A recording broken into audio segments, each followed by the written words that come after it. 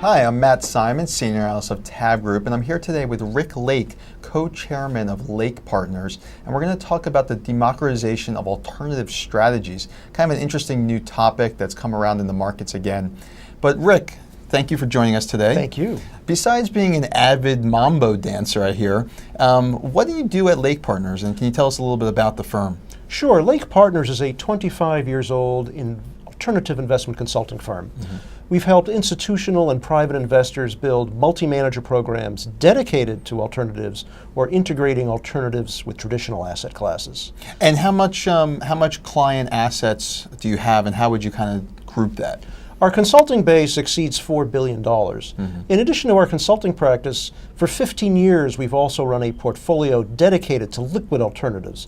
Those are hedge fund strategies in liquid registered structures such as mutual funds. The portfolio was called LASSO, which stands for Long and Short Strategic Opportunities, and it represents the growing trend of the democratization of alternatives. So democratization of alternatives, this is kind of a term that's interesting that probably to our viewers.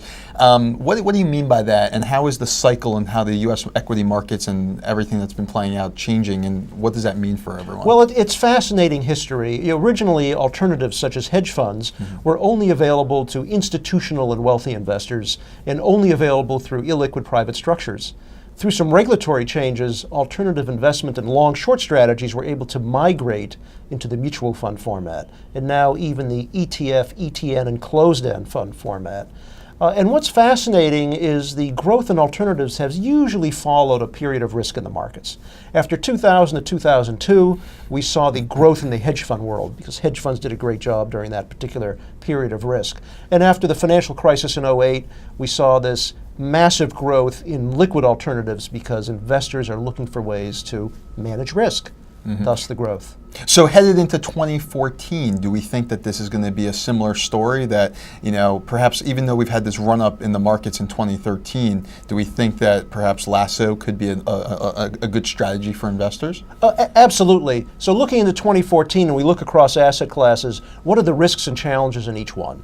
If we look at equities, after a 4-year run up, investors are becoming more discriminating. They want to be long companies that are doing well, and they want to shy away from companies that aren't doing as well. So we'll see the wind go into the sails of long-short equity.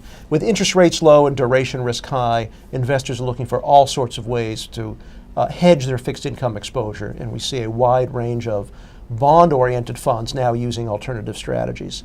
And we also see an interesting migration occurring of hedge fund managers, very experienced hedge fund managers, making their strategies and skills available to a wider audience. We see that going on currently in a wave of event-driven mutual funds coming out. We see it across global macro, all sorts of strategies and asset classes that used to be only available in the hedge fund world, now available in mutual fund and easy to use liquid structures. So do you expect that more investors will be interested in these types of strategies, especially as it becomes more available to them? Investors are already becoming interested in these strategies. The fastest growing part of the mutual fund world may be the liquid alternative world. And people are looking for tools to diversify beyond just stocks, bonds, and cash. All right, great. Well, this was Rick Lake of Lake Partners. I'm Matt Simon, Senior Analyst at TABB Group. Thank you for joining us today. A pleasure. And be on the lookout for liquid alternatives in 2014.